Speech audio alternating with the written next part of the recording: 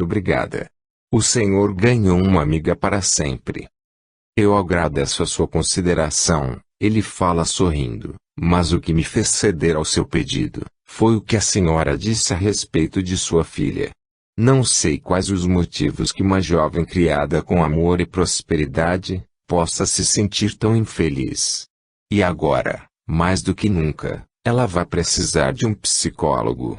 O ato deslocado que ela cometeu, se não houver tratamento psicológico, poderá ter graves consequências. Uma delas é entrar em um processo depressivo. Aí, doutor, nem me diz uma coisa dessas, ela fala realmente preocupada, então o senhor poderia me indicar um bom psicólogo. Eu não conheço nenhum. E também poderia conversar com ela, explicar a situação. Nem precisava pedir Dona Zuleika. Isto faz parte do meu atendimento médico. Daqui uma hora ela já poderá ir para o quarto e amanhã cedo, se ela estiver bem, poderá dar alta do hospital. Antes disso eu conversarei com ela. Fique tranquila. Faltava pouco para as 8 horas da manhã, quando Godofredo entrou no quarto de Catarina. Ela e a mãe estavam acordadas e ansiosas para deixarem o hospital. Godofredo pediu para Zuleika deixá-los a sós. Durante o atendimento de emergência, ele não observara o aspecto físico da jovem. Todo empenho e atenção eram direcionados para salvá-la da morte. Entretanto, agora era como se a visse pela primeira vez. Ficou surpreso. Catarina estava muito longe de ser uma moça bonita. Suas feições eram grosseiras e a pele muito sardenta. Seus cabelos de um louro ruivo, sem viço, emolduravam um rosto gordo e tristonho, onde os olhos, apesar de um azul intenso, não tinham o brilho da juventude de seus 18 anos. Sentiu pena dela. Como está se sentindo hoje? Ele pergunta atencioso, sentando-se próximo à cama. Bem, ela responde encabulada, sei que cometi uma asneira muito grande. Talvez fosse melhor ter morrido. Mas, já que não morri, agradeço ter salvado a minha vida. Realmente foi errado o que você fez.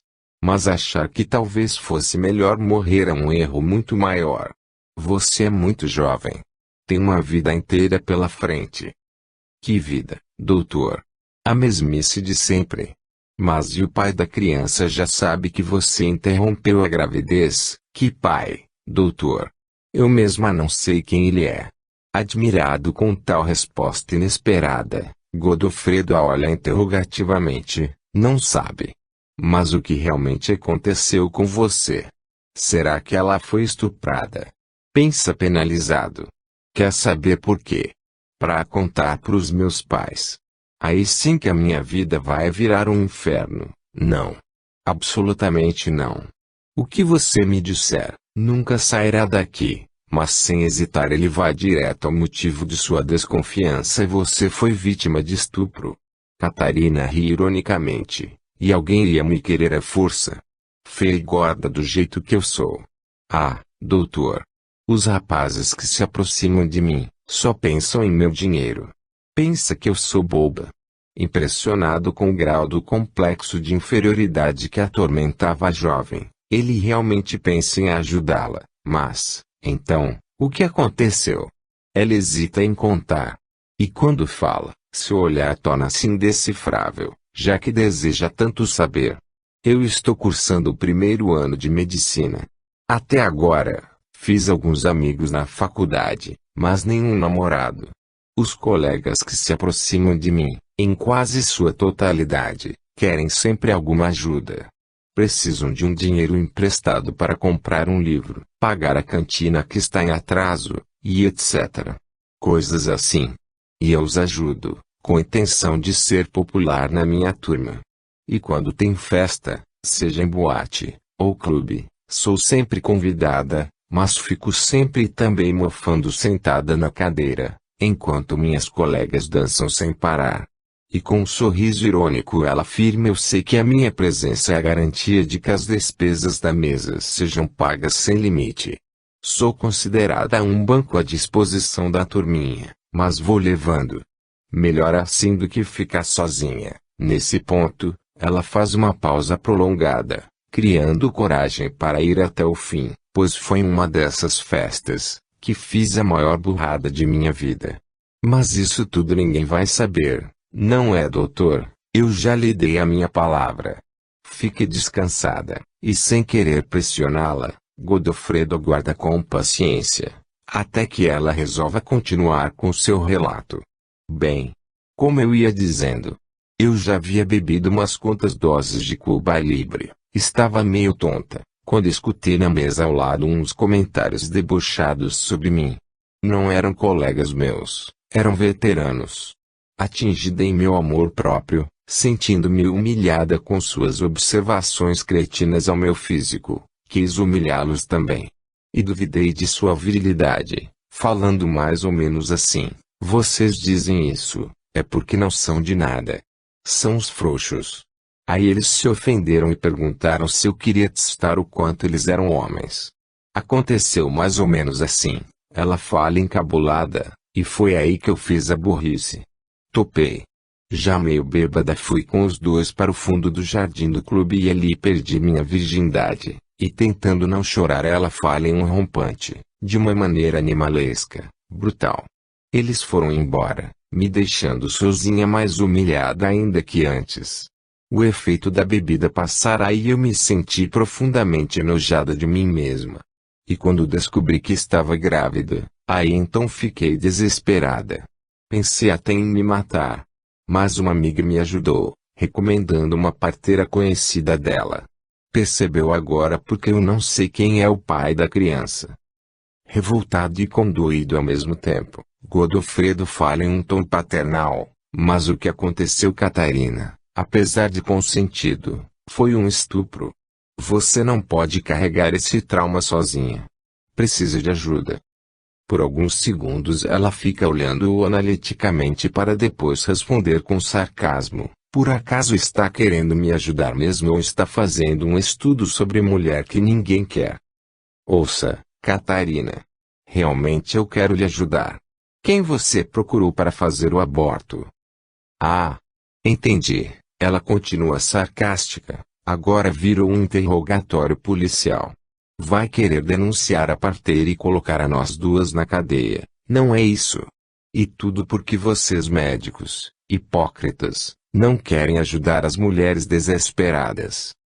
Apesar de irritado com tal atitude, ele se esforça para não ser grosseiro. Olha, Catarina, não vou considerar sua agressão, porque sei que você está sofrendo, apesar de não demonstrar. Acontece que lhe fizeram uma curetagem mal feita, sem nenhum conhecimento médico. O que resultou em grave consequência irremediável para o seu corpo. Ao ouvir isto, ela pergunta assustada: o que fizeram comigo de tão irremediável? Infelizmente, Catarina, você nunca mais poderá ter filhos. Para espanto de Godofredo, ela muda de atitude, falando em meio a uma leve risada: ah! Então é isso. Pensei que fosse alguma coisa realmente grave. Eu nunca pensei em ser mãe. Não quero ser mãe. Ótimo ficar estéril. Imagine eu, gorda desse jeito, como poderia gerar filhos, sem virar uma elefanta maior ainda. Realmente condoído, Godofredo volta a insistir em um tratamento psicológico. Pense em concordar. Desde que nada do que contar acabasse nos ouvidos da família, conto com sua ajuda, doutor. Gostei do seu jeito. Não fez nenhuma crítica às minhas loucuras. Obrigada, muito obrigada. Na verdade estou me sentindo mais aliviada. Sua conversa me fez bem. Quando nós desabafamos o que pesa em nosso íntimo, o problema que nos amargura diminui de intensidade. É por isso que eu insisto no tratamento psicológico. Quer saber, doutor? Acho que vou seguir o seu conselho. Começo a acreditar nisso.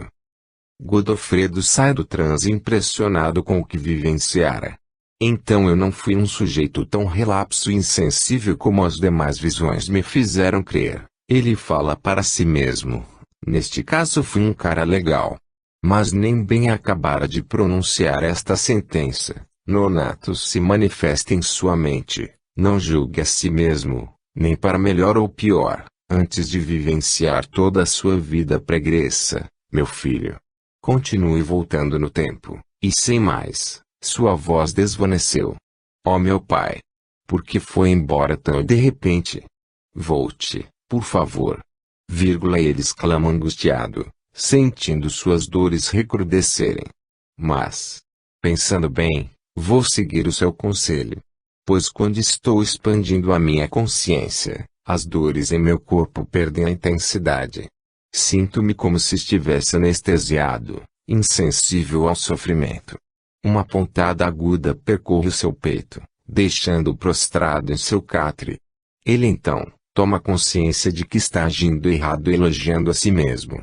Como também, querendo se aproveitar das regressões, não pela oportunidade de aprender, mas sim pelo alívio às dores, quando vivencia momentos passados. Arrependido, faz uma prece, desejoso de retomar a última regressão no ponto em que a deixara. E assim é feito. Antes de sair da clínica, Godofredo consegue marcar um atendimento para Catarina, com um psicólogo de grande fama, que ele conhecerá através de uma cliente. E, apesar de ter se emocionado com o caso da jovem, o esquece em seguida, mergulhado no intenso trabalho que se estendeu até às 6 horas da tarde. À noite, já deitado em seu quarto, ele rememora a conversa com sua paciente. Fazer aborto com qualquer uma pessoa, e muito desespero aliado a nenhum conhecimento médico. Que loucura! É por isso que cada vez mais eu considero correto interromper uma gravidez indesejada. A Catarina tem razão. É hipocrisia da sociedade dos médicos negarem às mulheres o direito de escolha sobre o que fazer em relação ao próprio corpo e à própria vida. A imagem do rosto triste de Catarina surge em meio aos seus pensamentos. Pobre moça! Tão feia e tão sem objetivos na vida, atrelada a um forte complexo de inferioridade. Mas, também ela não deixa de ter razão. É muito feia mesmo e pelo visto é pouco inteligente. Com tanto dinheiro, ao invés de procurar um bom tratamento, fica conformada com sua aparência. Para mim isso é masoquismo, pois se hoje em dia, nos Estados Unidos, já estão sendo feitas plásticas corretivas, por que não tentar? Dinheiro é que não falta. E por que os pais não pensam nisso também? Será por indiferença ou burrice? Tomara que ela se acerte com Firmino. Assim pensando, uma ideia surge de repente, preenchendo sua mente ambiciosa. Apesar de Catarina representar tudo que eu abomino em uma mulher, ela pode ser uma grande oportunidade em minha vida. Eu detesto mulher feia, porém rica e de boa projeção social, já começa a ficar bonita aos meus olhos. Acho que vou investir nesta possibilidade. Quem sabe? Não custa tentar. De certa forma, o acaso facilitou Godofredo a realizar sua pretensão. Catarina não gostou do psicólogo e foi procurá-lo em seu consultório. Surpreso, ele quer saber o motivo, mas o que aconteceu que a deixou insatisfeita com a consulta do Dr. Firmino. Com um sorriso malicioso, ela responde sem hesitação: em primeiro lugar, não gosto de conversar com gente velha. E você me arranjou um velho, que por azar, me fez lembrar do avô que eu detestava. Aí não deu clima pra eu me abrir com ele. Eu quero me consultar com você. Com tal resposta inesperada, Godofredo resolve tratar o problema profissionalmente, mas Catarina, isso é impossível. Eu não sou psicólogo nem psiquiatra, não posso dar essas consultas. Mas ela insiste: pode sim. É só marcar a consulta e pronto. O que se passar aqui entre nós é outro caso. Ninguém precisa ficar sabendo que eu recebo tratamento psicológico ao invés de ginecológico. Aceita a minha proposta ou não? Godofredo abismado compreende o que está acontecendo. Ó céus! Essa garota se apaixonou por mim. Por essa eu não esperava tão cedo. Porém, não dando a perceber sua descoberta, falo o mais profissionalmente possível. Catarina, Não é uma questão de aceitar sua proposta ou não. Sinto-me muito lisonjeado por sua confiança em mim. Mas... Então você me recusa como cliente? Ela o interrompe decepcionada. Em absoluto. Somente quero lhe explicar que não posso consultá-la como psicólogo. Primeiro porque eu não sou, e segundo porque isso seria considerado falsidade ideológica de minha parte. Mas, então, você não quer me ajudar, é isso? Mentiu para mim quando disse que iria ajudar em tudo que fosse necessário. Você é igual aos outros em minha vida. Sentindo-se traída pelas promessas recebidas, ela faz menção de se levantar para ir embora. Godofredo impede. Eu não posso perder esta chance, pensa rapidamente enquanto estica o braço sobre a mesa de consulta, para segurar a sua mão. Um momento, Catarina. Volte a sentar-se, por favor. Você me entendeu errado. A jovem obedece, com um novo brilho em seu olhar. O que eu quis dizer é que aqui em meu consultório não posso lhe dar esse tipo de ajuda. Porém posso tratá-la em sua casa. Lá poderemos conversar à vontade sem que eu esteja infringindo regras profissionais. Será conversa entre amigos. O que acha? Catarina concorda exultante, mas Godofredo pede que ela primeiro peça a aprovação dos pais. Ela se despede com um demorado aperto de mão. Nem bem eu pensei em estreitar relações com ela e já estou me posicionando como amigo. Isto é uma maravilha. Principalmente que ela demonstrou um amor à primeira vista. Ele assim pensa encantado, tão logo ela se retira. Isto é o que se chama cair do céu. Incrível. A emoção que esta visão lhe ocasiona, causa-lhe um impacto tão forte que o faz sair do transe. A consciência de Godofredo retorna ao seu tempo atual. E, inesperadamente ele começa a se recordar de tudo o que aconteceu naquela época.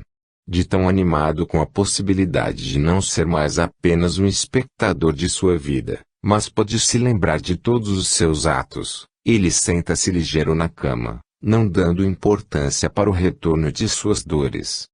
Aos poucos, sua memória recém-despertada vai lhe trazendo os fatos marcantes de sua vida pregressa.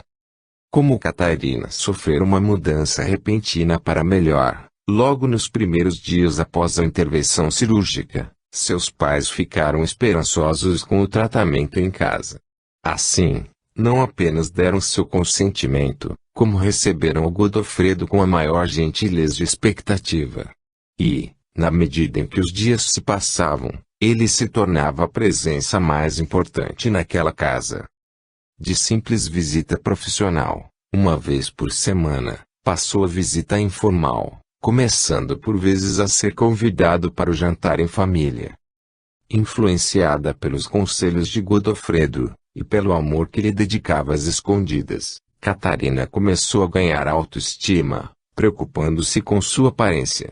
Resolveu então se internar em uma clínica especializada em endocrinologia, por 2 meses, a fim de emagrecer e cuidar da pele e dos cabelos. O que deixou seus pais encantados com tal mudança. E Dona Zuleika não desperdiçava oportunidades de recomendar o jovem médico às suas amigas. A capacidade profissional de Godofredo começou então a ser admirada na alta sociedade, aumentando mais ainda a sua clientela. Feliz com seu repentino sucesso, ele resolveu visitar os pais, surpreendendo-os com um belo e valioso presente.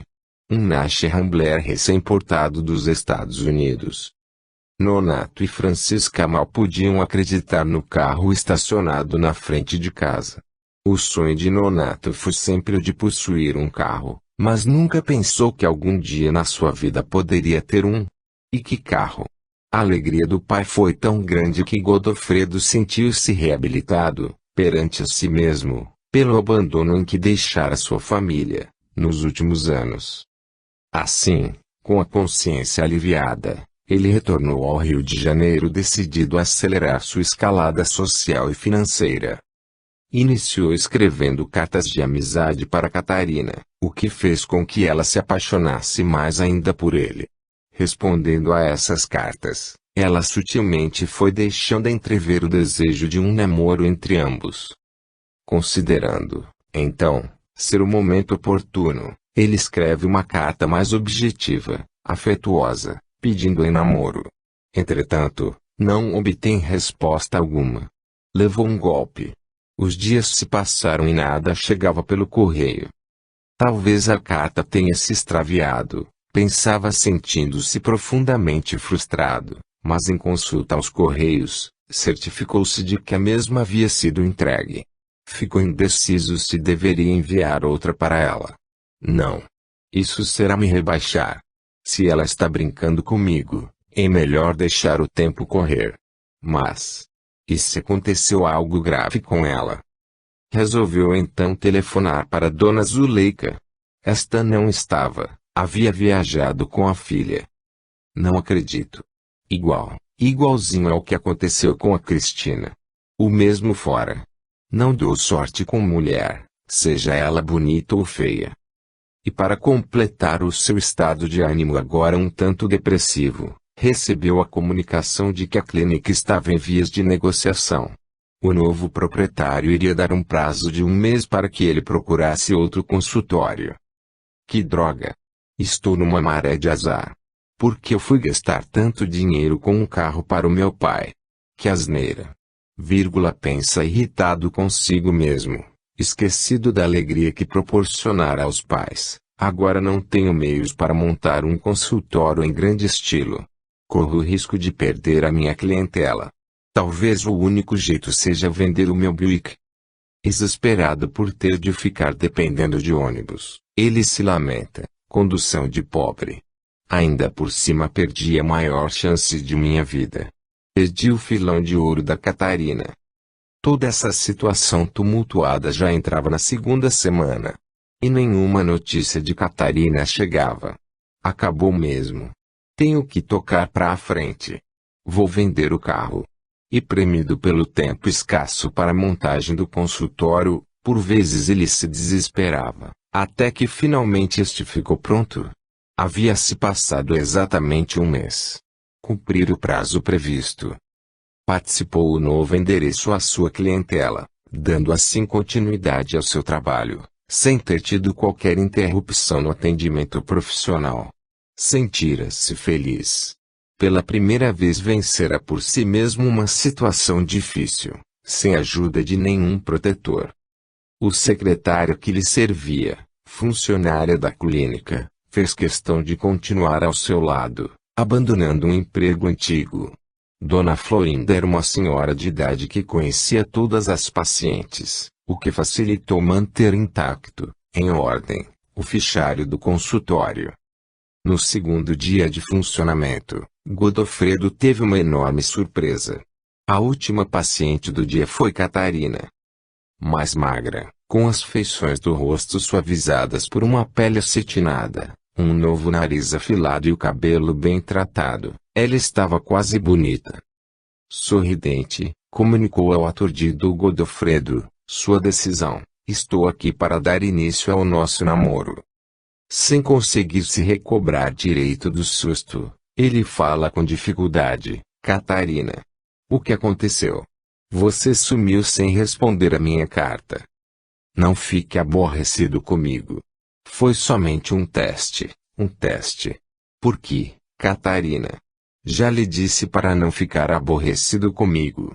Mas, eu tinha que ter certeza de que realmente você me amava. Como assim? Ele pergunta preocupado. Ora, Godofredo. Já tive outros pretendentes e, todos eles, sem exceção, amavam a minha fortuna. E eu tinha medo de estar enganada quanto a você. Mas, o que fez você mudar de opinião quanto a mim? Foi a sua carta. Você não se declarou apaixonado, apenas demonstrou afeto. E, como dizia minha avó, paixão é como fumaça, envolve, mas logo passa. Ao contrário do afeto. Este com o tempo, acaba se transformando em amor. Percebeu agora a diferença? Godofredo a olha com admiração, enquanto pensa, ela nada tem de ignorante. Eu estava errado, mas então, Porque fugi sem qualquer explicação. Porque primeiro eu queria dar para mim mesma um outro visual. E meu pai achou que se você o procurasse para pedir ajuda na montagem do seu consultório, seria prova de que o seu interesse por mim era apenas por dinheiro. Mas, ele a interrompe admirado, como ele sabia que eu precisava de mudar para um consultório próprio. Bem, ele tem seus informantes. Mas isso não vem ao caso. Eu sou mais realista do que você supõe. Sei que não está apaixonado por mim, mas aposto em seu afeto. Portanto vou perguntar novamente, quer namorar comigo? Como um corisco, um pensamento passa em sua mente, minha sorte voltou, enquanto ele responde com um largo sorriso, mas é claro, querida. E um beijo ardente sela o compromisso. Godofredo é retirado de suas recordações pelos gritos infernais de seu perseguidor. Está chegando perto, seu cretino. Está quase descobrindo quem eu sou. E soltando uma gargalhada demoníaca, ele vai embora. Sentindo dores lancinantes, ele se esforça para reavivar sua memória, na tentativa de reconhecer quem é o seu obsessor, porém sem sucesso. Não consigo me lembrar de nenhum amigo ou inimigo de olhos azuis, cujo nome iniciava com a letra C. Céus. A única pessoa com quem eu convivi, de olhos azuis, foi a Catarina. Impossível. O meu obsessor é homem. Ponto além do que, ela me amava. Angustiado, ele volta às suas recordações com Catarina. Ao namoro sucedeu-se o noivado. E poucos meses depois o casamento foi realizado em grande pompa, com lua de mel em Buenos Aires. Foi um período surpreendentemente agradável. Catarina revelou-se uma ótima companheira, amorosa e alegre. Era tão espontânea em sua alegria, que o seu físico tornou-se harmonioso aos olhos de Godofredo. E ele sentiu-se feliz de uma maneira que não esperava.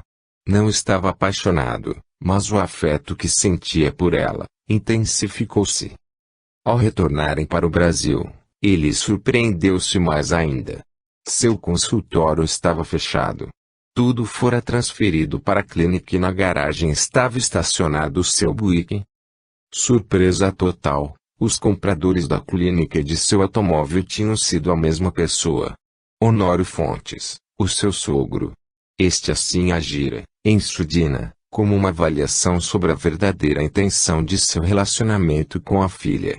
Caso ele desconfiasse das intenções de Godofredo, a compra da clínica e do automóvel seriam apenas investimentos para ele.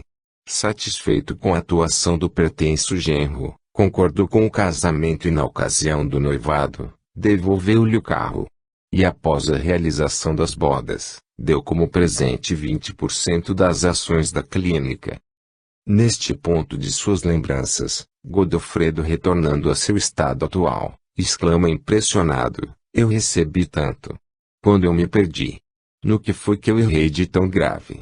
E desesperado por ter jogado fora tanta benesse, ele chama por Nonato. Filho, este responde em sua mente: mais uma vez você não percebeu o sinal em seu caminho. Honório, o seu sogro, foi mais um protetor ajudá-lo na realização de sua missão. Porém a vaidade e a ambição bloquearam seu raciocínio.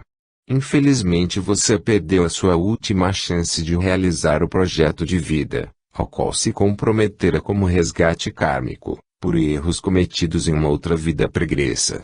Aumentou assim o seu karma. Mas, meu pai, eu não entendo.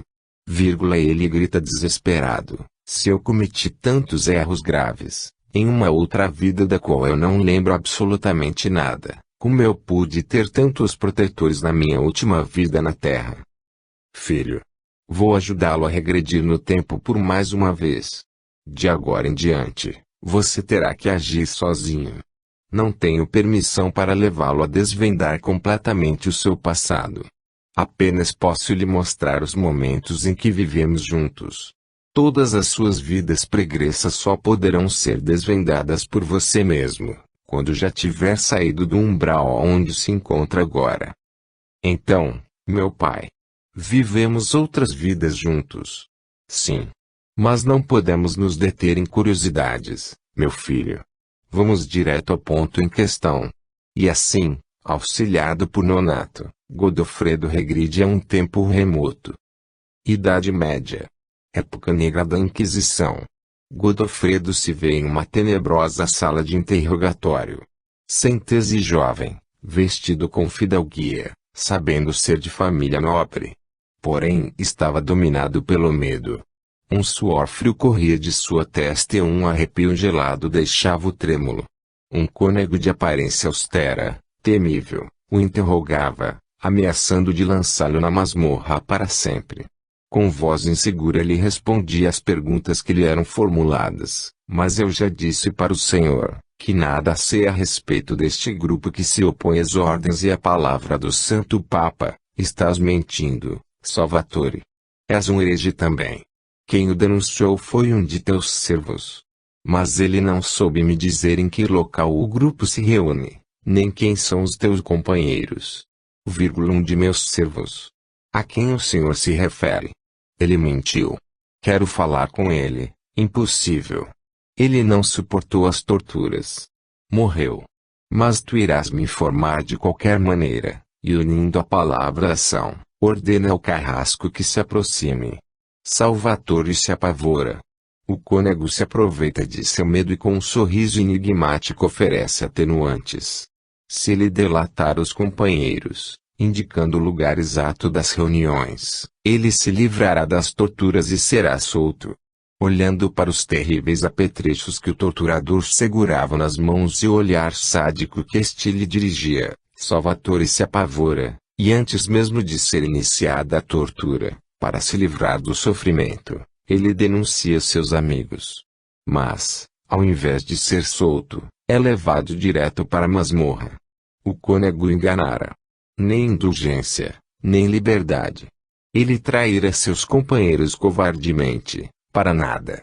Na mesma noite daquele dia, seus 5 companheiros e mais a esposa de um deles, que se achava grávida, foram confinados na mesma cela que ele. Salvatore, profundamente arrependido e envergonhado por sua covardia, pediu perdão de joelhos. Mas os amigos desprezaram o seu gesto. Havia entre eles um pacto feito em juramento: em qualquer tempo, em qualquer situação, enfrentaremos torturas e morte, mas não deixaremos que calem a voz divina. Lutaremos contra a ignomínia que a Igreja vem fazendo, usando com falsidade o nome de Deus, para conquistar poderes mundanos. Mesmo decepcionados com seu ato covarde, os amigos não o julgaram nem o odiaram, procuraram compreender a sua fraqueza, apesar de estarem todos apavorados com o martírio que se aproximava. Na manhã seguinte foram sacrificados com crueldade, em nome da Santa Madre Igreja. Meu Deus! Exclama Godofredo desesperado em meio à sua visão. Fui um covarde delator e colaborador no assassinato de meus amigos. E traí a minha fé em Deus. Mas a visão não foi interrompida pelo seu grito e ele foi levado a vivenciar o que se passou após aquela morte física. Os companheiros de Salvatore subiram imediatamente ao plano astral médio e quanto a ele, foi atraído ao umbral. Em grande sofrimento ali passou o equivalente a 70 anos de vida terrena. Quando finalmente alcançou o plano de seus antigos companheiros, surpreendeu-se ao encontrá-los em um belo jardim, na colônia de preparação reencarnatória. Seus 5 amigos, a esposa de um deles e mais o espírito de uma jovem que ele desconhecia, o receberam com satisfação afetuosa. Graças a Deus eu os encontrei, exclama Salvatore, rezei muito para isso, pois preciso pedir perdão pelo ato criminoso que fiz a vocês. Mas como sabiam que eu estava para chegar? Seu pensamento a nosso respeito nos manteve ligados a você. Acompanhamos de longe a sua redenção. E já o perdoamos há muito tempo.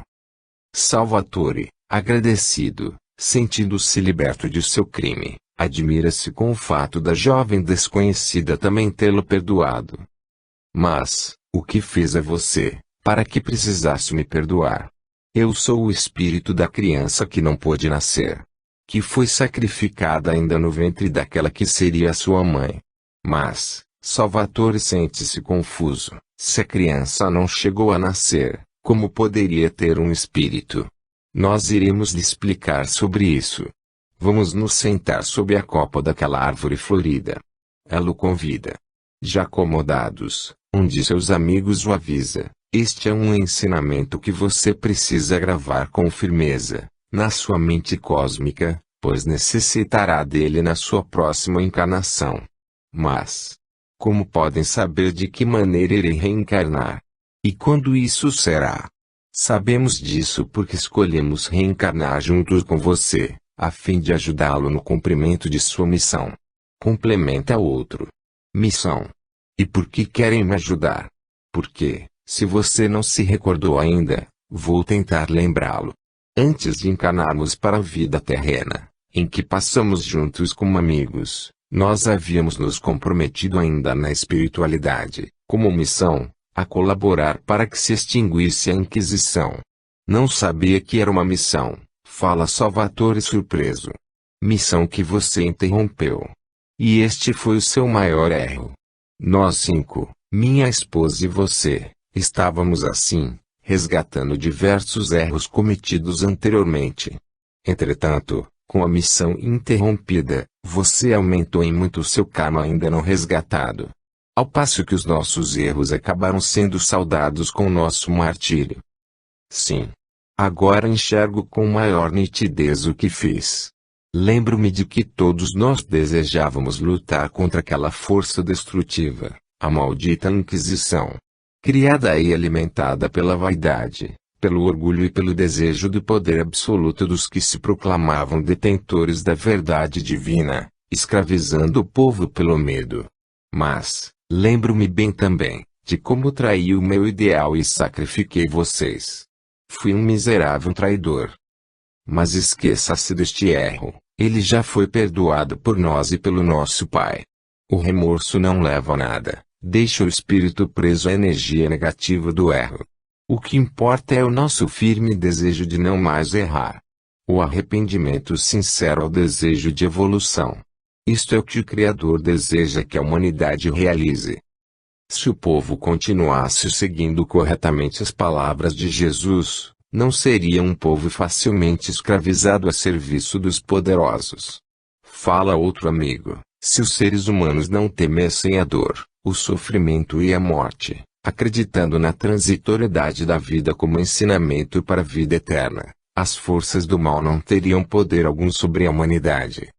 Por isso, na medida em que vamos evoluindo, vamos abrindo caminho para os irmãos mais atrasados. Da mesma forma, como os irmãos mais iluminados vão mostrando para nós o caminho da luz. Afirma o espírito da esposa daquele que acabara de se manifestar. Mas que missão então é essa que eu tenho a cumprir? Formando-se médico. Mostrando através da sua atuação a interação existente entre a medicina humana e a medicina espiritual, fala a jovem desconhecida, além de proteger as mães em gestação, para que esta seja preservada até ao seu término, favorecendo o nascimento dos filhos. Desfazendo assim, através do amor e da dedicação, o sofrimento que você causou no passado. Salvatore se surpreende, então serei um médico. Incrível! E qual é o ensinamento importante para mim?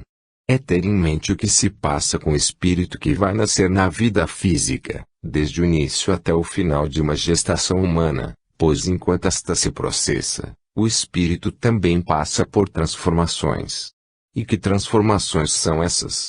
No momento exato da concepção, o espírito já está preparado para a encarnação. Inicia um processo de adaptação ao corpo carnal. Se o ato do nascimento de uma criança é doloroso para a mulher que a gerou por 9 meses, a adaptação do espírito ao corpo desta criança também é de sofrimento.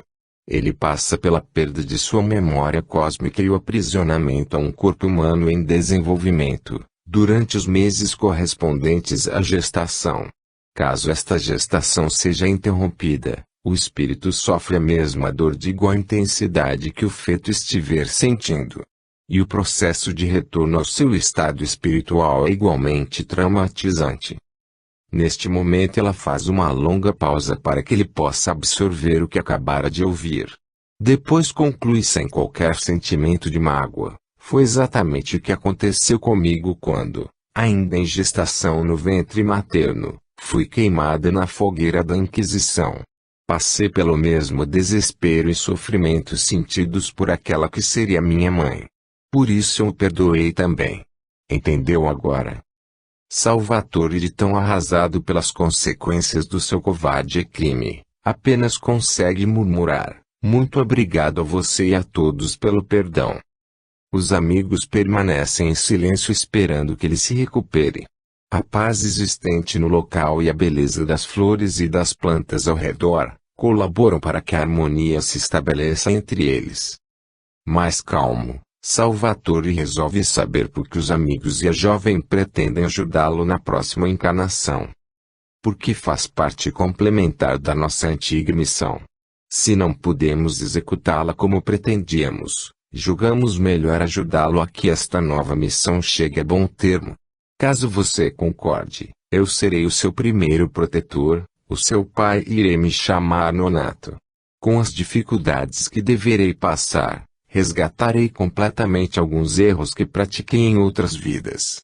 E estarei novamente acompanhado de minha esposa, que será sua mãe. Assim eu também poderei colaborar nesta importante missão. Esta se manifesta, além de continuar o caminho, destinado a nós dois, interrompido prematuramente. Serei Zuleika, sua mãe. E eu escolhi reencarnar como um patrão de seu pai Nonato, de nome Arthur. Fala outro amigo. A minha escolha será o terceiro, como primeiro médico a lhe ajudar. Eu terei o nome de Orlando. E eu serei Nestor Sampaio, o quarto protetor a aparecer em sua vida. E eu o último a ajudá-lo, como seu sogro, Honório Fontes. Muito impressionado com tal revelação, ele pergunta à jovem se ela também estará a seu lado. Sorrindo, esta lhe responde com carinho: serei a sua esposa Catarina e espero do fundo de meu coração poder lhe ajudar ao longo do caminho. Porém, ela acrescenta, toda esta combinação somente será realizada com a sua concordância. Do que você decidir, dependerá a nossa reencarnação no momento exato, de acordo com nossas escolhas. Mas é claro que eu aceito. Quero levar até o fim, com amor e desejo de evolução, este nosso novo compromisso. Não quero decepcioná-los novamente. Quero resgatar meus erros através da doação de amor, servindo a meus irmãos. E foi com esta intenção que todos reencarnaram a seu tempo, cumprindo suas determinações. Ainda no plano espiritual, Salvatore, enquanto aguardava a hora de assumir a personalidade de Godofredo, trabalhou incansavelmente, realizando todas as tarefas que lhe eram devidas. Pouco se encontrou com a jovem que seria Catarina na vida terrena. Esta cumpria serviços em plano diferente ao dele. Tinha outros karmas a resgatar. Foi a última a reencarnar. Godofredo sai do transe profundamente abalado. Como eu fui capaz de trair um compromisso tão sério pela segunda vez? Exclama em desespero: ó meu pai! Estou impressionado com tudo o que vivenciei. Quanta doação de amor para que eu evoluísse e cumprisse a missão destinada a mim. E o que eu fiz, meu pai? Fui ingrato e me desviei do caminho planejado, de serviço e amor. Soluçando arrependido, ele implora: o que posso fazer agora para que você e todos me perdoem outra vez? Já o perdoamos, meu filho. Volto a lhe repetir. Apenas não mais poderemos ajudá-lo. Não posso ir além do que fiz até agora. Daqui em diante você terá que caminhar sozinho. Todos nós, sua mãe, sua esposa, seus protetores e eu, parceiros em um passado remoto, estamos trabalhando muito no plano astral superior. Grandes catástrofes estão acontecendo e muitas mais ainda atingirão a humanidade. Levas enormes de espíritos desencarnando ao mesmo tempo exigem um trabalho intenso para seus atendimentos. Já está em curso a seleção profetizada por Jesus. A separação do joio e do trigo. Portanto, meu filho, Estou me despedindo neste momento. Termina agora a minha personalidade como Nonato, assim como a de Zuleika, a de Catarina e as dos outros protetores amigos. A sua, como Godofredo, ainda terá continuidade até o término de seu resgate kármico. Não somos mais pai e filho. Não somos mais parentes ou amigos. Somos agora, e para todo sempre, almas irmãs, trilhando caminhos evolutivos em planos diferentes, porém unidos pelo amor que perdura eternamente. Estaremos todos nós lhe aguardando, quando alcançar o plano em que nos encontramos. Ó meu Pai, ele fala aflito, sentirei muito a sua falta. Sua voz tem sido um lenitivo à minha solidão. Você me deu forças quando estava desesperado. Você me ajudou no despertar de minha consciência. Tenho muito a lhe agradecer. Vou me esforçar para encontrá-lo o mais rápido possível. Assim como a mãe, a Catarina e meus protetores. Farei tudo para corresponder ao amor e o apoio que me deram. Que Jesus o ilumine, meu irmão querido. Que seus passos o levem ao caminho da luz, e a personalidade de Nonato desaparece definitivamente. O silêncio se abateu sobre Godofredo. O pranto brotou de sua alma amargurada e copiosas lágrimas lavaram os olhos ressequidos. Estranhamente uma sensação de paz envolveu todo o seu ser. E por um momento ele sentiu um alívio em suas dores, e o mau cheiro que exalava de suas chagas quase se desfez. Animado, levantou-se do catre, dando voltas em seu exíguo quarto, em uma tentativa de exercitar o corpo ao quebrado. Sentiu vontade de limpar o chão sujo e de trocar as palhas apodrecidas de seu catre por outras novas. Resolveu então sair do casebre para procurar o que necessitava. Contudo, novamente fortes, as dores o jogaram de volta à improvisada cama imunda. Inesperadamente, sua mente começou a recordar a vida pregressa e Godofredo mergulhou fundo em seu passado. A vida conjugal poderia-se dizer que estava em um mar de rosas. O afeto que sentia por Catarina, sedimentava-se mais a cada dia. Conviver com ela era muito agradável, assim como também o convívio com os sogros. Era como se ele fosse mais um filho na família. O casal recebera de Honório, para a moradia, um belo apartamento na Avenida Atlântica, de frente para a praia de Copacabana. E a vida social estava correndo melhor ainda do que Godofredo sonhara alcançar. Passou a frequentar o mesmo clube exclusivo da alta sociedade, onde seu sogro era sócio proprietário. Ele e Catarina fizeram um agradável grupo de amigos na mesma faixa etária, compartilhando festas, jantares e reuniões alegres que se sucediam, nas noites de sábados e domingos. A não ser quando os partos e as emergências na clínica os impediam. As manhãs dos domingos ensolarados eram dedicadas aos passeios de lancha, que Honório possuía no Yacht Club. Tanta movimentação social mantinha Godofredo afastado de sua família, com a desculpa da falta de tempo em função de excessivo trabalho. Contudo, Catarina por vezes o recriminava quanto a isso. Gostara dos sogros quando os conhecera e vivia convidando-os para passarem uns dias hospedados em seu apartamento. Porém Nonato e Zuleika, apesar de encantados com a nora, declinavam do convite por não se sentirem à vontade em meio à vida elegante que o filho passara a levar. Além do mais, eles sentiam que Godofredo agora se envergonhava de sua origem humilde. Assim achavam melhor permanecer no cotidiano de suas vidas. O exercício profissional de Godofredo ganhava cada vez mais notoriedade e a sua clientela já ocupava todo o seu tempo disponível ao atendimento médico. Sua consciência, de vez em quando, o fazia se lembrar do atendimento gratuito às mulheres pobres da periferia, que ele abandonara totalmente após a morte do Dr. Sampaio.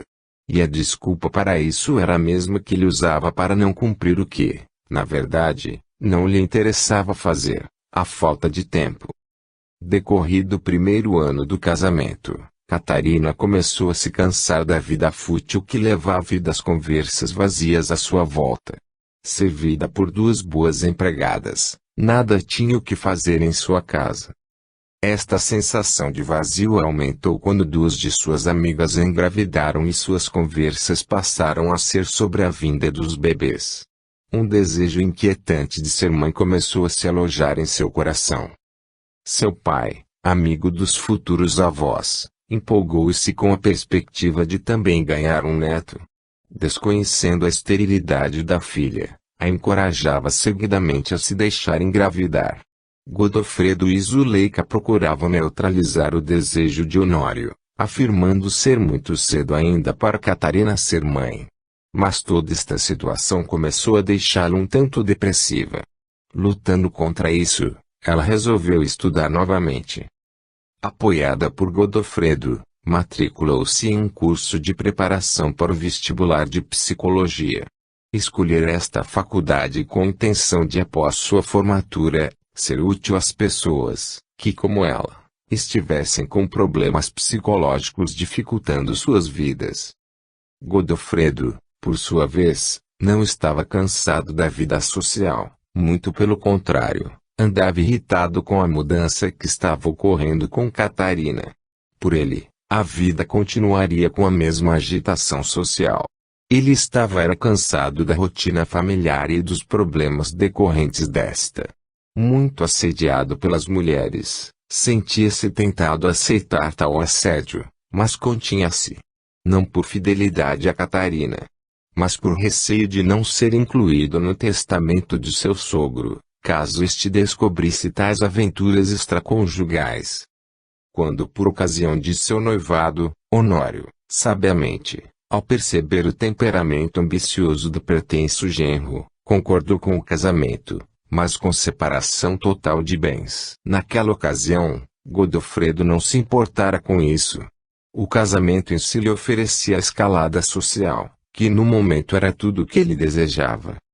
Porém, com o passar do tempo ele se deu conta de que se o casamento não desse certo e houvesse uma separação, ele nada receberia da fortuna do sogro. E ele não pretendia se arriscar a tanto. Por isso se continha em suas pretensões aventureiras. Catarina conseguira passar no vestibular da PUC e fizera sua matrícula na faculdade de psicologia. Sentindo-se plena de felicidade com sua conquista, esqueceu-se até do desejo de ser mãe. Envolvida com os estudos, começou a ter menos vontade de participar de passeios e programas noturnos nos finais de semana. Godofredo, sentindo falta do convívio social mais intenso, passou a se encontrar com amigos, o que não agradou muito ao sogro. O casamento estava começando a sofrer um desgaste. Com o consultório sempre lotado, com as consultas sendo marcadas com muita antecedência, Godofredo, apesar de amar o seu trabalho, começou a se sentir preso. Sentia-se também sob vigilância e isto o incomodava muito. Honório, com a desculpa de supervisionar mais a administração geral da clínica, passou a visitá-lo com maior frequência em seu consultório, imaginando um meio de controlar o genro. Em uma dessas visitas, no final do expediente, ele participou que se fazia necessário a inclusão de mais um especialista na equipe médica. Mais um clínico geral? Perguntou Godofredo admirado. Não exatamente. Tenho observado que você anda muito sobrecarregado. Assim arranjei um colega seu para ajudá-lo, e sem dar a chance do genro contestar, ele esclarece tentando minimizar o impacto causado. Me desculpa por não ter consultado você antes. Mas é um pedido de família, e com um sorriso desconcertante, ele continua, do lado mais pobre da família. Sabe como é? Não pude recusar o pedido de uma prima distante, que acabou de enviuvar. Não, tudo bem, doutor Honório. Afinal a clínica é sua. O senhor tem o direito de tomar as providências que achar melhor. E tentando não demonstrar sua frustração, fala com um sorriso conciliador. Na verdade, eu estou mesmo precisando de um assistente. Quando eu vou recebê-lo? Amanhã por estas horas. Está bem assim para você. Quando o Honório se retirou, Godofredo sentou-se novamente em sua poltrona, profundamente irritado. Dando um soco no tampo da mesa, exclamou baixo para si mesmo, eu preciso arranjar um jeito de ficar bem rico. Estou ganhando muito bem, mas não é o bastante para ser independente. E eu espero que este sujeito que estão me empurrando goela abaixo pelo menos seja competente. Que droga! No dia seguinte, na mesma hora da véspera, Honório chegou com seu protegido.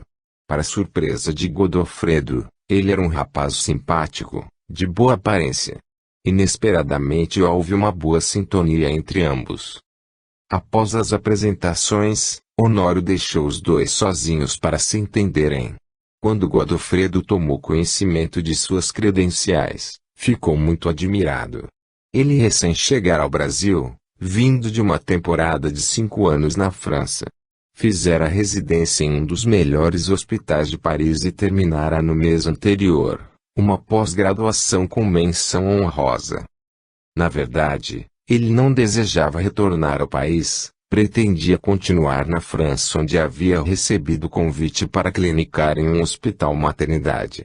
Porém, devido à morte inesperada de seu pai, teve que voltar. Era filho único e precisava abrir logo o inventário, para deixar tudo resolvido para sua mãe. O pai não deixara muita coisa como herança, apenas 2 apartamentos pequenos, mas era preciso tomar as providências legais. Inclusive eu preciso lhe dizer, Godofredo, que minha estada aqui é em caráter provisório, explica o novo colega. Estou tentando convencer a minha mãe a morar comigo na França, porém ela está irredutível. Não sei bem o que fazer. Não posso deixá-la sozinha aqui no Brasil. Mas também, enquanto nada for decidido, não posso ficar sem trabalhar. O meu dinheiro é curto. Ele fala sem se sentir constrangido por sua situação precária. Pude me manter na França, porque meu pai vendeu umas ações que ele possuía, para que eu não dependesse apenas do parco salário que recebia. Por isso minha mãe pediu ajuda ao primo, a única pessoa mais próxima em condições de nos ajudar. Dr. Honório me contratou com um salário razoável.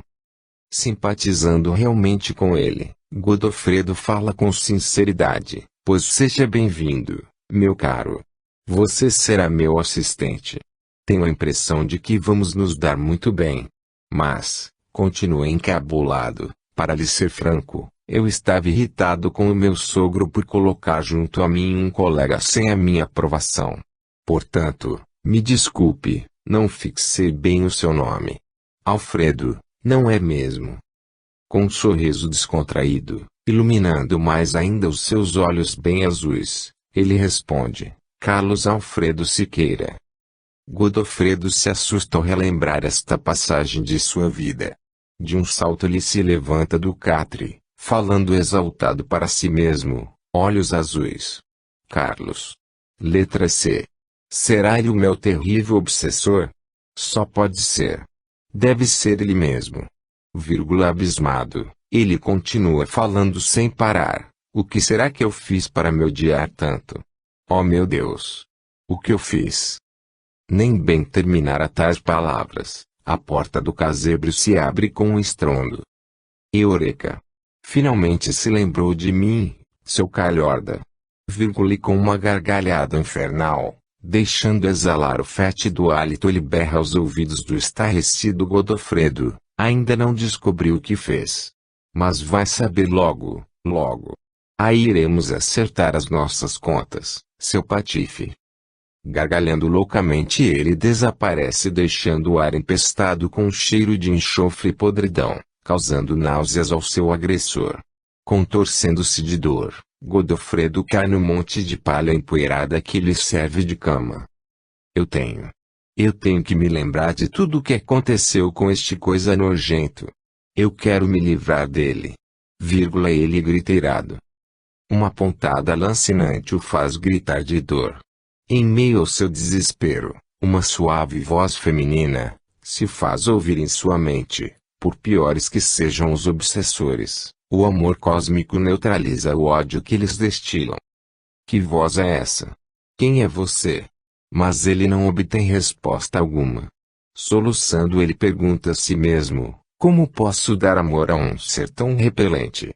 Tão odioso? Decidido a se lembrar de tudo, Godofredo senta na cama e, encostando-se na parede, procura relaxar, tomando posição adequada a fim de minorar as dores em seu corpo cansado. E se aprofunda no passado. Se a pretensão de Honório a contratar um assistente para um